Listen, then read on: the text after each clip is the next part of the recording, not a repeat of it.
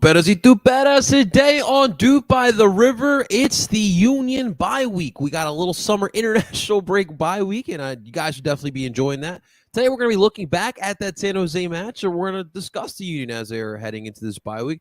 Don't you dare go anywhere, because you do not want to miss this episode of Doop by the River. And let's get it started, guys. Done! Doop by the River doesn't do anything well. There is not one. I'm sorry. There was no creativity. As a Union fan, I take that all day. Another DP. We need to go get Mario Balotelli. And that is right. Welcome, everyone, to Doop by the River, the show where we follow everything Philadelphia Union. And, of course, we are brought to you by Philly Sports Network. Before we dive into today's episode of Doop by the River, I want to welcome everyone in, whether you're watching in live from El Parcero Phillies YouTube channel, or if you're watching live on Doop by the River's Twitter account, or if you're listening on Doop by the River's podcast. Thank you so much. Make sure you guys hit the like button, subscribe here on the YouTube channel, follow us on Twitter, and, of course, subscribe to us wherever you stream podcasts under Doop by the River podcast. Ladies and gentlemen, joining me today, my expert in duping, surviving all the craziness in Philadelphia, including 95 implosions. Please welcome Justin, Sporting Serotonin Keeper Friedberg. Justin, my buddy, how you feeling, brother? What's going on, man? Pretty good. You know, I know. I'm sure people in the last few weeks have seen a rare occurrence, me not being on the pod. I know that's my schedule this time of the year does get a little crazy. So unfortunately, I could not make it. But hey, yeah, I have survived a semifinal playoff game of which we won. We are once again Sporting Serotonin fighting for promotion. If y'all are in the area on Saturday, 11:15 at James Ramp Memorial Field in Philadelphia, we will be playing a team we're pretty familiar with. And so if y'all want to come out and cheer us on, go right ahead. We always love the support. And yeah, surviving the craziness that's been since the unfortunate 95 implosion. And yeah, just trying to figure out how I'm going to survive tonight. After this recording, I will be on my way to the city to watch USA play Mexico because they had to play in Las Vegas, so the game had to be late because, of course. So it'll be interesting. It'll be an interesting weekend. So I am ready to be soccered out this weekend.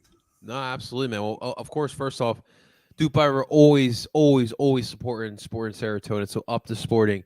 So definitely make sure, if you guys have nothing to do, man, check it out, guys. You know, we always say it's about the soccer community and supporting a great club and what they're doing over Sporting Serotonin. Please do definitely. And you might see another Doop by the River co-host, and Mr. Zach Labasso was actually played one of his first games. He hasn't made too many games this season.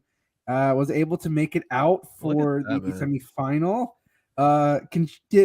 Had some pretty solid contributions out there, and I'm sure if all's ready, should be ready for the final. So come out and support a few members of Doop by the River. Hell yeah, man! I definitely love that. Yo, this 95 thing though is wild, Justin. Like I've never have seen anything like this in Philly. Like, for those who are outside of Philadelphia listening to this, like 95 is so important for travelers throughout Philadelphia, connecting like the great northeast of Pennsylvania, I guess like outside of Philadelphia, to the center city and so on and so forth. And for this to happen, it is pretty damn crazy, man. So I guess the question we have to ask now, Justin, you know very well construction on highways in Philadelphia. They're not the quickest, you know, they take a little bit. So the question is, Justin, you know, our beautiful sports complex that we're building down in Chester, will that get built before 95's recovery, man? I mean, I want to say no, because like 95 is a little more important. I don't think in our lifetime we've ever seen a major highway implode. Although I don't know if you saw the the dude who lives right near there, they interviewed.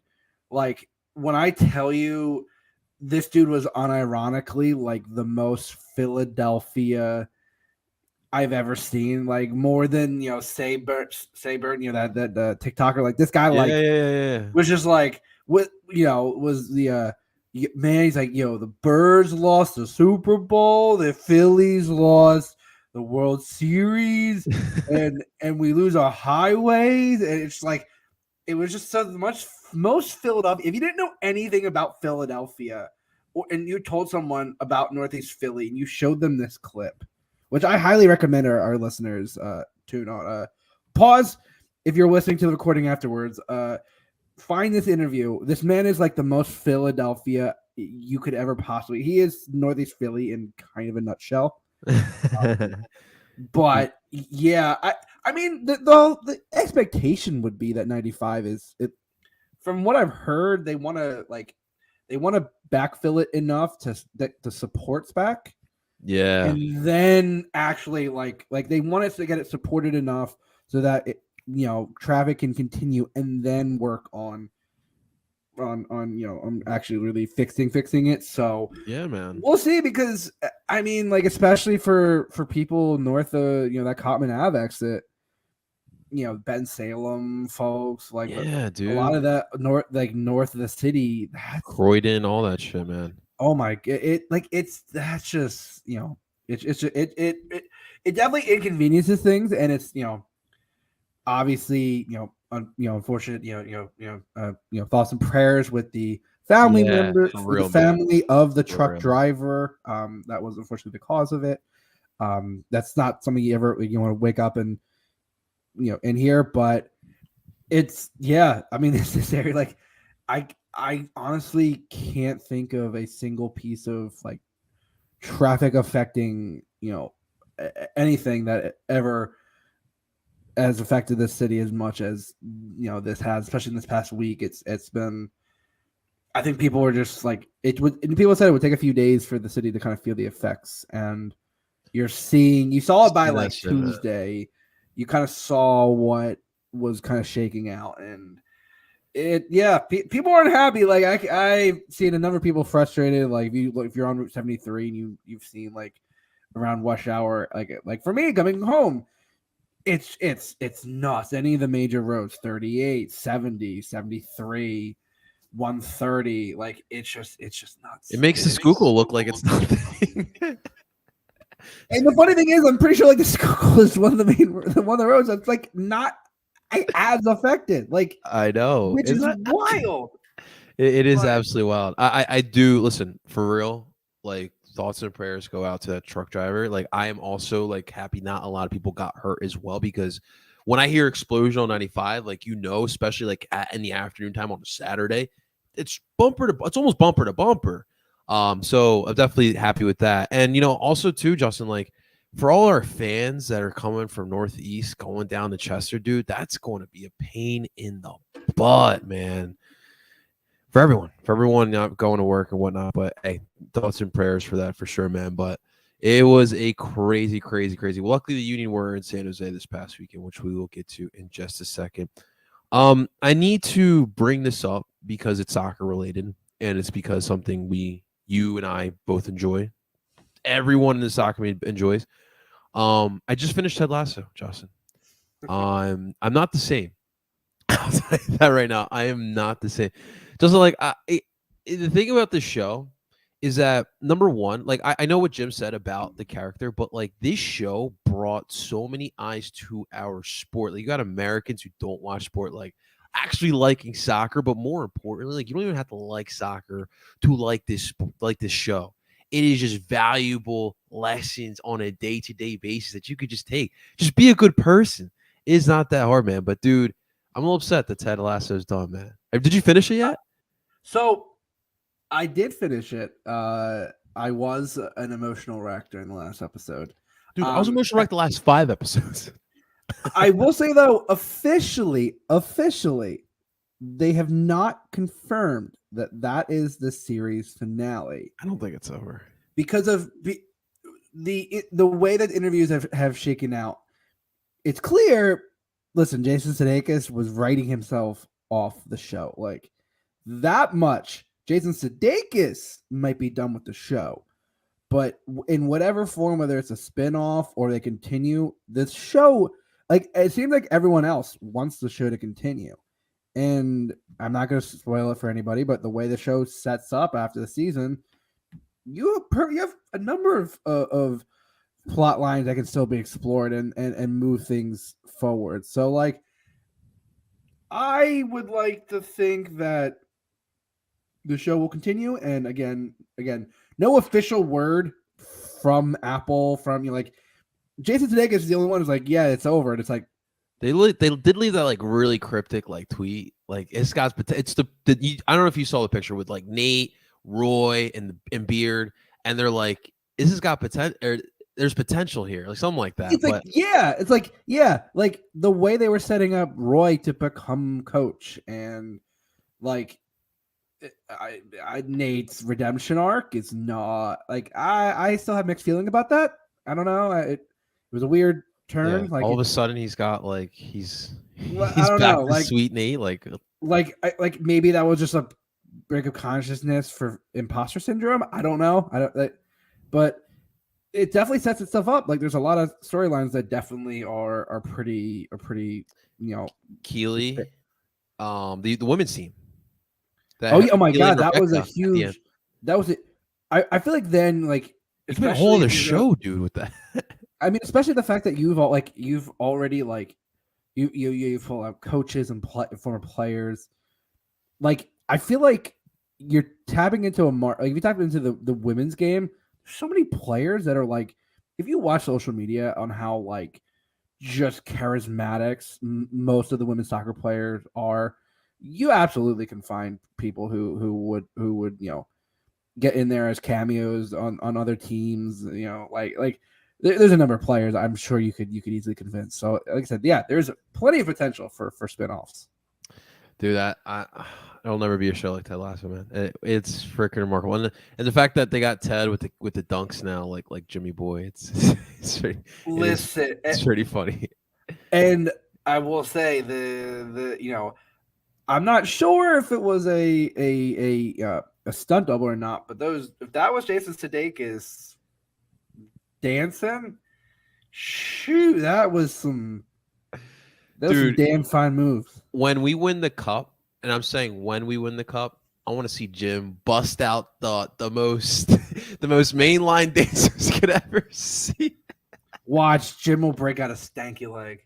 Hey, that's where he'll really throw that back. I just don't want the dialer, man. The dialer, like the taking off the clothes, like I'm still scarred from that. Man. That's because that man is like weirdly flabby, but not like as a big man myself. He's not even flabby. It's just like that's a man that definitely also was very pale. Like yeah, man, a lot of paleness too. Especially on that rainy, that wasn't rainy, but like there was precipitation that day in Portland. But I'm glad you brought up NYCFC because something was brought to my attention that I wanted to talk to you about. Obviously, UCL happens, Man City completes a treble, which I'm not rubbing in your face, Justin. I know it pains you to hear what Man City did. I mean, hey, Man U has a treble, so it's not like that's true. I mean, that is you true. Can't really hold it over them anymore, but we still have one. That is true. That is true. So I'm gonna be blunt with this question. You ever think like a coach of the caliber as Pep would ever consider managing over here? Like not even Pep, like Jose, someone like that, Conte. Would he ever come here? Yeah, I feel like that's not crazy to think about. I mean, what would be the lure though? Like obviously money, right? But like how? Like I feel like a new challenge. Like I mean, we've been talking about like the lore of like like the national team, like as US kicks off tonight. We've had you've had Patrick Vieira express interest in the job. I saw that. Greg Berhalter's still. I don't know if he's in the mix, but seems like the dressing room wants him too, man. Well, I think publicly, Timmy. like it's not fully everybody, but like publicly, you can't be like, oh no, he was shit. Like you're not going to say that. in public. Although he fucking pulled his name out of the Club America job. Like, I'm sorry, but because he thinks he's still like, I'm sorry, but if I were Greg Berhalter, That'd be sick, dude. American managing Club America. yeah, like Sick. that's like I don't know why. Like that's a pretty prestigious job. Like that is like the amount of money that you have to play with. But that would be so monumental, Justin. Like breaking down that barrier in American coaching a Liga MX, dude. That'd be huge. Would be huge. So I don't know why he's turning where he. Well, he's pulled his name out up until obviously they named somebody, which won't be after the Gold Cup. But I don't know. I think you look at guys like Mourinho and Pep and Conte and Ancelotti, who is rumored to be talking about maybe Brazil. I think there's just an appeal. Like it's growing. The World Cup's here in 2026. The sport in this country is growing bigger than anyone has imagined. I mean, I know people. I know the marketing stunt of it all is kind of being a little annoying, even though he hasn't officially signed here. But like Lionel Messi coming here is kind of like. Then you have maybe Sergio Busquets. Jordi Alba is considering things. Suarez. Like, yeah, like the amount of players. Like, I mean, you're starting to see that pull, and it's the domino effect. Like Beckham, back in 2007 was the first big one. You had like Thierry Henry and Zlatan, and like Messi is the next massive domino to fall. And I think you'll start to see that with coaches too. Yeah. Because like I feel like at a certain point, like I think looking at someone like Pep, prime example Pep, he's done everything you could want to do in Europe.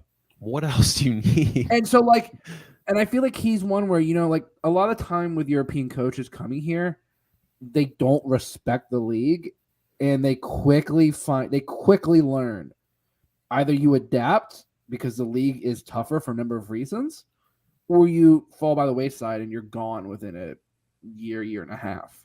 Like we've had the rock star players, like you mentioned, but we've never gone after those rock star men. I feel like could you imagine Mourinho running down the sidelines of Providence Park? I was like coach of like the Seattle Sounders and flipping off the Timbers Army, or like doing the same shit he did when Inter beat Barcelona in the Champions League and rubbing it in their face. Like that's the kind of shit. Like I know it's cheesy, and I know it's special one. But like I know it's cheesy, and I know it is like bit gimmicky. But like, listen, this league tries to do it on like the rivalry week, and when and all these coaches and I think having a coach of this kind of personality is like, could you imagine Conte losing his shit in Chester, like on the sideline, just completely going ballistic and so like starts fighting with Jim Curry? Yeah, like we saw that with Gabriel Heinze and like that jerk off, man. Or like we saw with Jesse Marsh. I remember Jesse Marsh. That I still have the picture. It's Wait, you were at that match? When Jesse Marsh slammed, when he got the red card, he slammed the ball in midfield and he was walking off. And you see me in the background flipping him off, like because it's showing the river end from behind him, and there's a number of people, and you could see me like clear as day there. I'm Screw like, you, Jesse. I would love to tell Jose where to stick it. I also be like, that's fucking Jose Mourinho coaching the MLS. Like, I think that's the kind of thing that like the players were really the first step. It'll be interesting to see when, because like again, like Jose and Pep have both done everything you can basically want to do in a lot of the major leagues in Europe. We've both won, European competitions. If I'm them, like you're a known name over here, but this is another area of the world to try to dominate, right? Like that to me, that seemed like, hey, I'm dominant in Europe. Why not try to come to America and make essentially a name for yourself? Absolutely. What's up, Jose? What's going on, brother? Problem is that coaches don't need a retirement league. Puts this in quotations. They don't need it, but players do. Listen, I would love to tell Jose where to stick it if he's walking by the river end. Love to tell Pep. Love to tell Carlo. Although I feel like Carlo, if you want to become the next coach of the Union when Jim Curtin becomes coach of the U.S. men's national team, I think we can work that out because I think Carlo Ancelotti would bring a type of class. I know Jim has brought the drip, but Carlo with the suits and the cigars, man, that is a level of like class and excellence that I don't know if Philadelphia is ready for. Like, you know what I mean? Like, I don't know if Philadelphia is truly ready for that kind of He's refined, maybe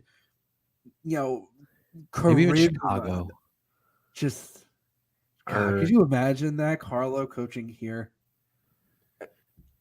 Listen, I'm gonna make we're gonna start campaigning. Gonna be hashtag Ancelotti to the Union. I'm here for it right now. Let's go. Ancelotti's just eating cheesesteaks. With the sovereign wealth from the Middle East, would you take 50 times your salary or coach at Chester? Generational wealth is tempting. Yeah, I mean, like, I think it's more about the challenge here. Like I think back to I don't mean to cross sports, but I remember like Bill Walsh, right? Bill Walsh done with San Francisco after a while, decides to take a job at Stanford. Why would Bill Walsh take a job at Stanford? He's a coach, he's a competitor, and he wanted a new challenge. And sometimes these type of managers just want a different challenge. And that's the thing, like looking at like oh, why didn't Messi take the Benzema or Conte payment? It's like, well, one, he doesn't need the money, and well, two, also you had the house in Miami, the commercial opportunities were probably better here, but also like it's listen, I know we talk about morals when it comes to turning down that kind of money, given where the money sometimes comes from, but sometimes when that kind of money is being tossed around, it's kind of tough to get on your moral high horse and be like, I'm going to turn down $200 million a year. Dude, I think Conte just bought a third division Belgium team with his new deal. I get it, man. And I get it, but I also think again, it's we talked about it, it's that challenge. It's looking at this as an opportunity to. I mean, coaches are just as much of a brand as a. Oh Lord! So Jose goes. Listen, those image rights it's kind of part of what they have to do. So Jose's comment is: did you see the Benzema ads today promoting travel to the Middle East? It's quick use of his image, man. Listen, those guys are already profiting over there, man. It is definitely interesting. But let's get real quick to the Union, and we'll talk some more. I love these bye-week ones. We get to talk about some nonsensical stuff that we piques our interest. But Justin, let us bring up real quick our last matchup here. This past Saturday, a late one again in San Jose, California. The Union fall to the Earthquakes. That does unfortunately snap the 9-game unbeaten streak that they did have. But the lineups for this matchup, again, the 3-4-1-2 was back. It was the same three in the back. Glazis, Elliott, Lowe. Sorry, Blake and goal, of course. You had Harriel and Wagner as your wing midfielders. No El Brujo Martinez. Jesus Bueno got the start with Leon Flock. Gazak at the 10. Ure and Carranza were your two forwards for this matchup. And look, I give credit for San Jose. They came ready to play. They drew first blood in the 8th minute. Abosi. Listen, San Jose on this one does a great job of transition. Abosi was able to trail back. Union couldn't account for him, and right at the tip of the box, man, he just hit a nice low shot. 1-0 Union. I'm sorry, 1-0 Quakes.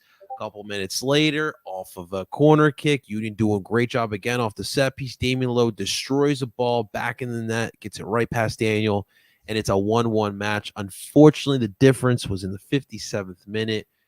It was a nice shot. Druco gets a nice shot right outside the box. Not much Blake can do there as he watches it go by him. And that was really it. The Union were pushing, were attacking, doing through the whole kitchen sink. San Jose Zach back, trying to get all 3 points. They were successful as the final score would end at 2-1.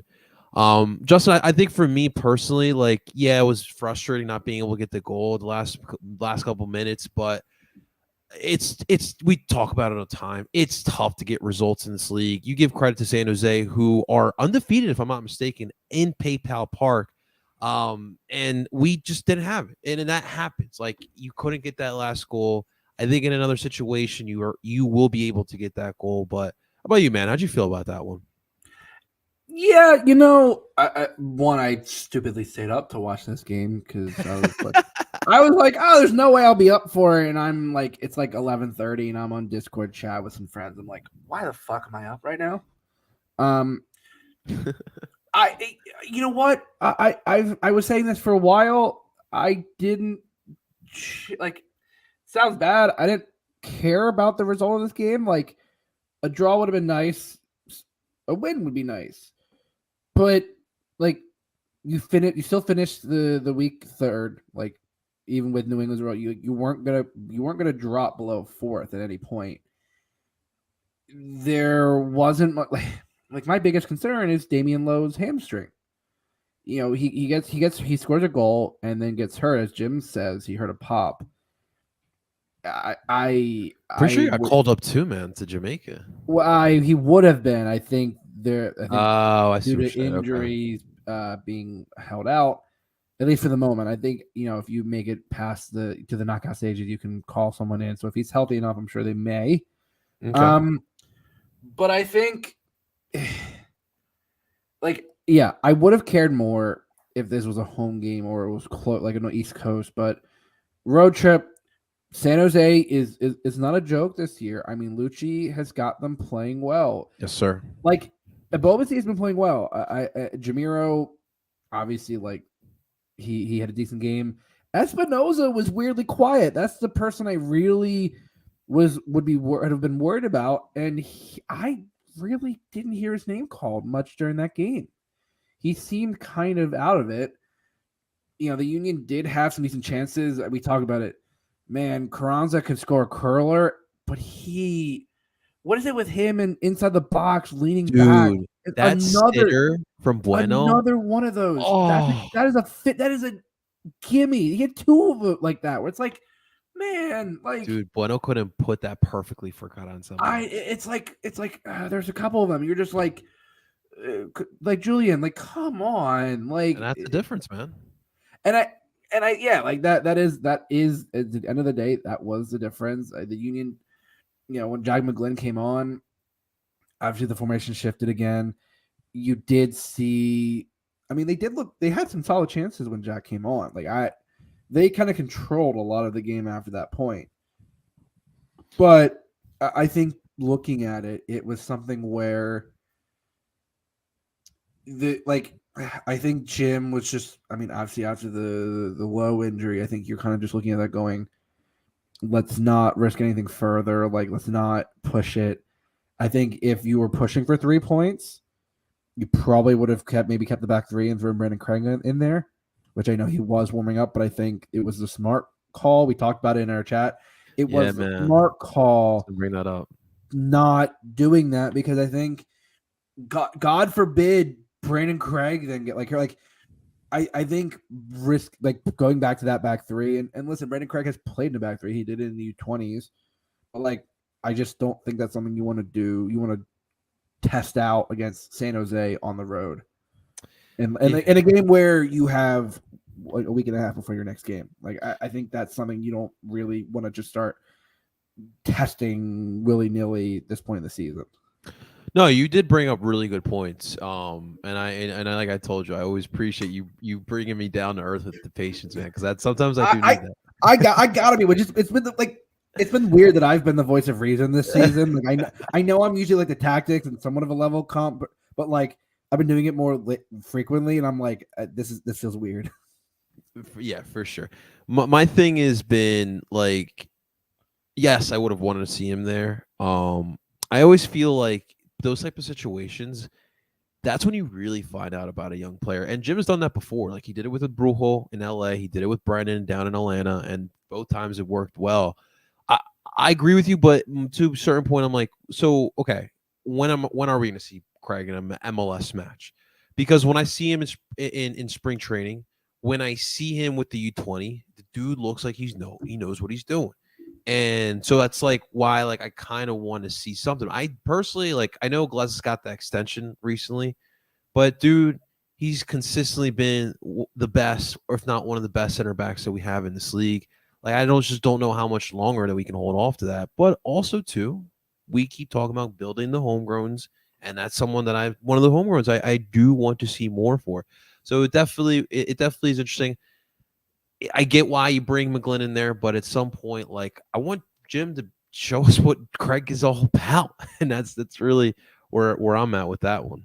I mean, you do have midweek against Orlando and Leagues home Cup against coming up Miami. too. Like I do feel like if there is a time to kind of experiment, it's in this weird kind of period where like you have a couple players. You'll have Andre missing due to Gold Cup. You'll have Damian unfortunately out with injury. So like, if the time was to do something, it would generally be in the next couple weeks. Yeah, absolutely. What do you think about Bueno? I saw a lot of a lot of opinions on Bueno after Saturday. I see why he's staking his claim for the backup position. Like he is Brujo light. Like I feel like if he starts to get more time, because again Brujo's gotten some interest, and we've seen that Leon may not be the person that you want. I mean, he said himself that he's not the six in this kind of formation, and I kind of have tended to agree on that lately. Yeah, I think Bueno with more time, with some like he's got the box to box, he's got the ability to bring the ball up. His passing range is something still to work on, but so is Brujo's. And he can crash the box and he absolutely loves being that destroyer. So I have liked Bueno getting more and more time. I think as again, as Brujo goes in and out of yellow card accumulation and potentially gets a transfer this winter, if the rumors from last winter were true, I think Bueno would be a pretty good person to slot right in there and kind of take the reins. I mean, we did that. Remember, we did that with Brujo. The idea was supposed to be that Matej Horvat was supposed to come in and take that position. And the LAFC game, Brujo goes through 3 jerseys and part of that game, and like that kind of was the defining game where he kind of staked his claim to that position and he hasn't let go of it. So I think Bueno, given the chances, could potentially do the same. You know what I noticed about Bueno, Justin? I feel like his soccer IQ is underrated. Like I don't think people notice it enough. We talked about that pass to Carranza, great awareness and realizing he did have some mistakes. That's bound to happen. Listen, that's a solid midfield that they have over in San Jose as well. It's there's a lot of experience on that in that midfield too, and I thought it was great. One player that I did notice, Justin, I think that will be gone out of the league is not a player on our team, but dude, Cal, he's not going to be in the MLS. I genuinely don't believe he will be in the MLS much longer, man. I feel like he'll still have another season. I mean, the U20s could be a way. I mean, we talked about with Paxton, where U20s last year were the main reason he left in the winter. If I were San Jose, I would. I mean, he's still 18. Like, I think he's still very young. I think you give him another year. If some concrete offers come in the winter, yes. But I mean, he's been coming. Like, he really hasn't had like in the past few years. He's been mostly like some starts, but mostly off the bench. So like, I think that's one where I could see it, but it would have to be a pretty tempting offer, I think, to kind of pry him away. They just signed his brother Chance to this dude. Cowboy soccer, man. You see these guys? They have, like the cowboy boots. The brother's got like the full blown mullet and everything. Yeah, like K Cal, it's like he's from California. Like he's California's like, weird though, bro. Like yeah, there are it's some got of those areas where it's everything. like very wild west, and it's just like Everyone some, thinks it's like Venice Beach. Like, nah, man. Like, you got some rural. Like, it's you got some rural farm, you got some rural forest. Like, yeah, just be man. glad it's cowboy and not like flannels and craft beer. I mean, he was giving that with the stash a little bit. It was just a little bit. Listen, between him and Diego Tolkien? Luna, Okay. who like I know Diego. I think for me, like looking at Diego Luna, I look at that kid and go, like that reminds me of the movie The Benchwarmers. You know, when it's like I am 12, like Diego Luna does not look like he is under 20 years old. That's Like maybe it's just the tattoos and the like the haircut's a little odd, but like maybe that's it. I don't know. I can't explain it. He just does not look under 20. that is pretty funny. Any last thoughts of San Jose before we move on? I think there's a reason that they're kind of an underrated team in the West, and obviously with the season St. Louis is having and LAFC, you've kind of Dude, they're panicking in LA, man. It's fire trouble. I'm loving it. Let me roast my marshmallows over that chaos fire. I think a team like San Jose is kind of flying under the radar, and perfectly so. Like, but again, It's a good test for sure, man. If they're in this position, like 5-6, they may not host a game, and I think a team like that would probably thrive more if they can make their way up the standings of hosting a game or two. Absolutely, man. I wanted to ask you about Kai real quick because it's been a topic of discussion this week. I don't know if you saw the Athletic article, but it kind of seems like this is the final year for Kai here in Philly. So the question I brought up on Twitter that I want to bring up here. Listen, teams have not been wanting to pay what we feel is the value of Kai Wagner. It is what it is, but it's the reason why he's still here. So my question to you, this upcoming summer, would you take the best deal that is there for Kai, or do you play out the rest of the season and do you just allow him to walk? I think any deal that you do, I feel like you're gonna want it to be like the deal with Brendan and deal with Mark, where It stays for the rest of the year. Yeah, like I think I know Kai. Obviously, he wants to go back, and that's why he has not extended the contract to this point. But even he, I feel like, could understand, like, hey, if the team agrees on something, but you just have to stay through the rest of the season, I think even he could understand that, and that would be my hope. And I do you feel think like you would though at his age? Like Brandon and Mark were obviously really young, but Kai, but not he's he's like, old. He's a little like bit 23, older. like 23, 24. Like I I feel thought he was we're like not that bad. 26. Are you sure? I thought he was. No, you could be right, but let me just double check. Because I feel like he was. He's 26. Crazy. It's been like 4 seasons. But he's okay. Like 26. Like if he goes back to Germany or or like I feel like that he and like he's still got plenty of of mileage, and I think waiting until the winter isn't going to kill him. And I also think he wouldn't. I feel like he wouldn't leave his team out in the to dry. And I also feel like the team wouldn't like. You wouldn't sell him, as we talked about. We wouldn't sell him without a replacement, and I don't know if you're going to get that replacement in the summer.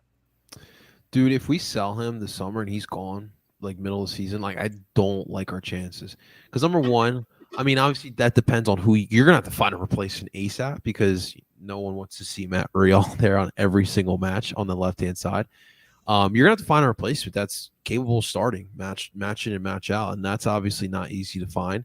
But I'm kind of on the track where, listen, dude, players like Kai, whatever they want, I'm giving it to them.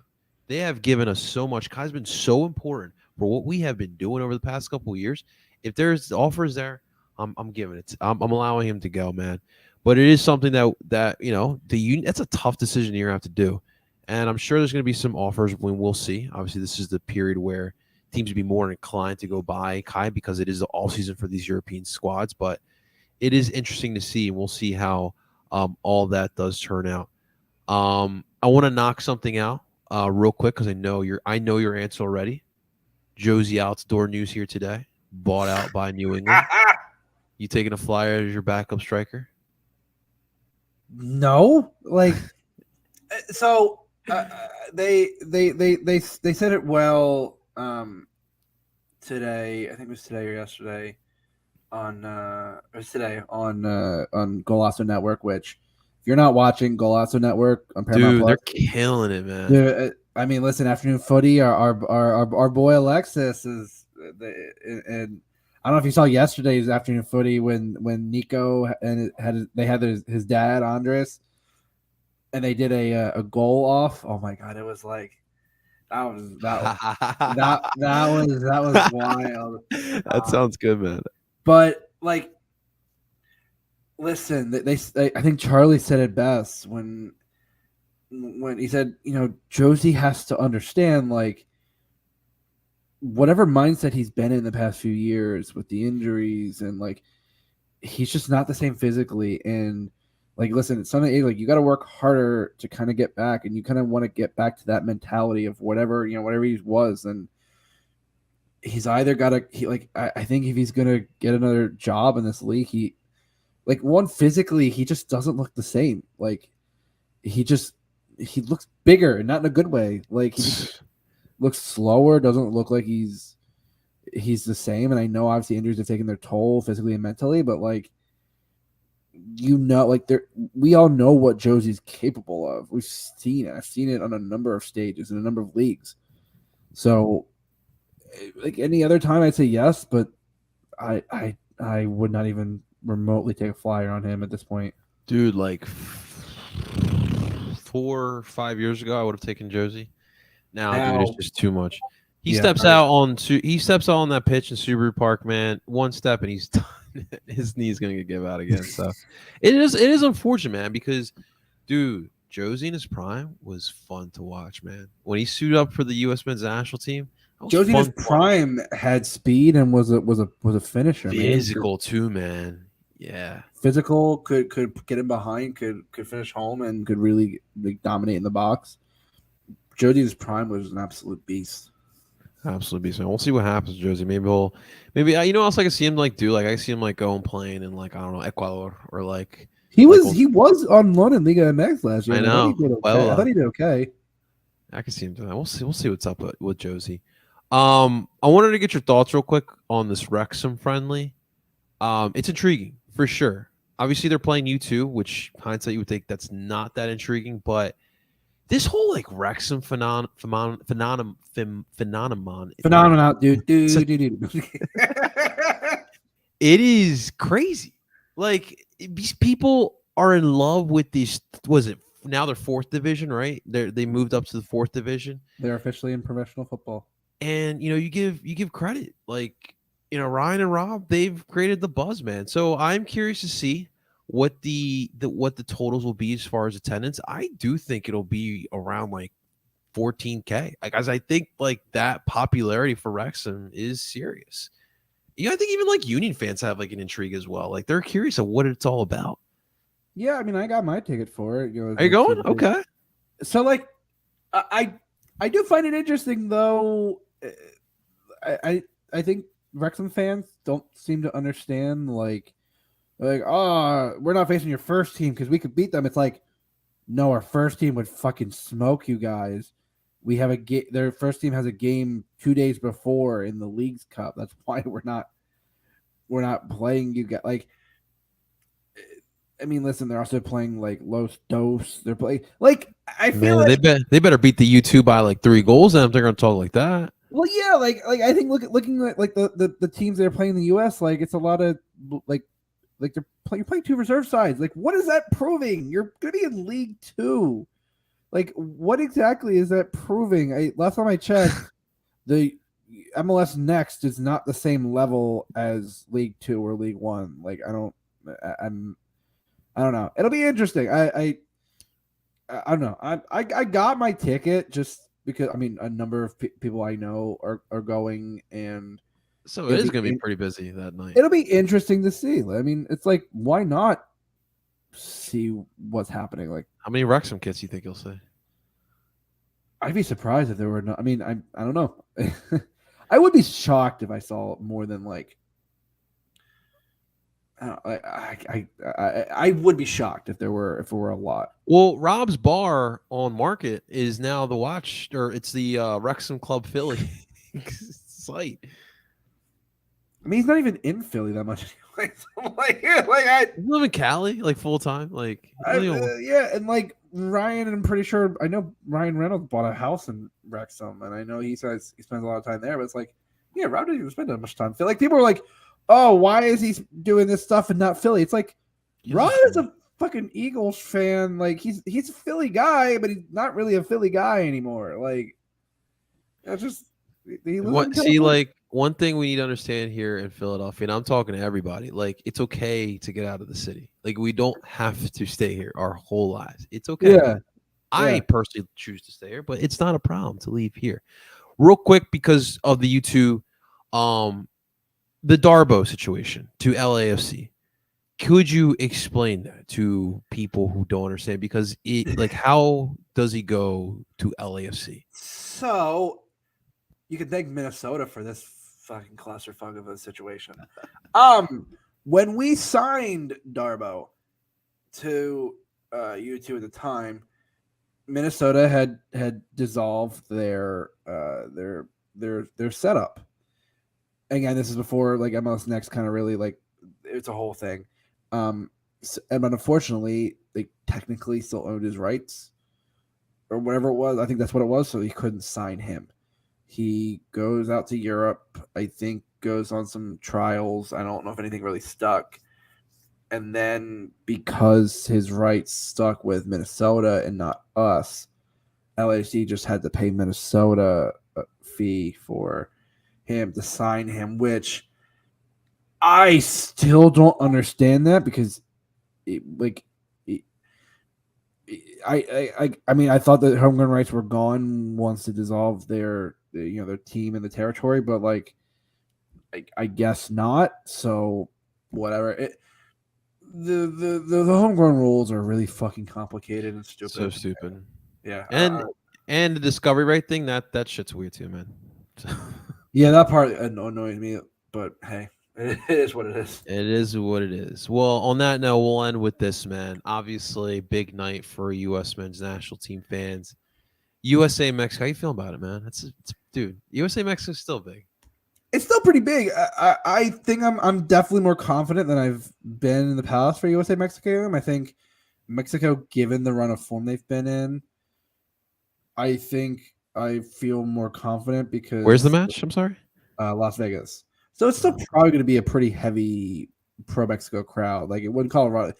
It's kind of hard outside of like Columbus or Cincinnati for it not to be a predominant Mexican crowd. Listen, I think the only concern that you would have is Chucky Lozano, and I think the U.S. has done a pretty good job of shutting him down when he's the really only dynamic threat. They really don't have a pure goal scoring striker that I'm scared of. Their defense is okay. Memo Ochoa, like, is he back yet? From from Salernitana? Yeah, he's still he single handedly kept them up. Are you serious? Oh yeah, he was a That big was part garbage, of them staying up. I mean, I don't think he'll ever give up the gloves. It just feels kind of tough to see. Like this game obviously means more for Mexico, but the way the U.S. is, I have a tough time, and I have a feeling the big hype has been around Ballo, Mr. Falarin Balogun, who He's playing tonight. I think he starts tonight. I think there's no reason. That's exciting, man. I think Gio Reyna probably slots into the midfield. I think you have a front three of Weah, Pulisic, and Balogun. Listen, a guy like that. The U.S. has never in their history had a pure number 9 of his caliber. I think. Where does he play? So he's an Arsenal Arsenal product. He was on loan at Rennes and had a pretty damn good season for a team that kind of defied the odds and was scoring more than than the stats essentially said they should be. And yeah, I think Balogun. Listen, I know there's a lot to put on a 20-year-old, but like the way he's played, and he's going to make another big move because I don't think he's going to get the starts at Arsenal, and he wants to keep starting, and he's got the talent to start. So, but I think the U.S. hasn't had this kind of a number 9 ever in their history. I know we've had some good forwards, but I think in terms of the true number 9, I don't think we've ever had this kind of a player. So it'll be interesting to see if Balogun can produce in a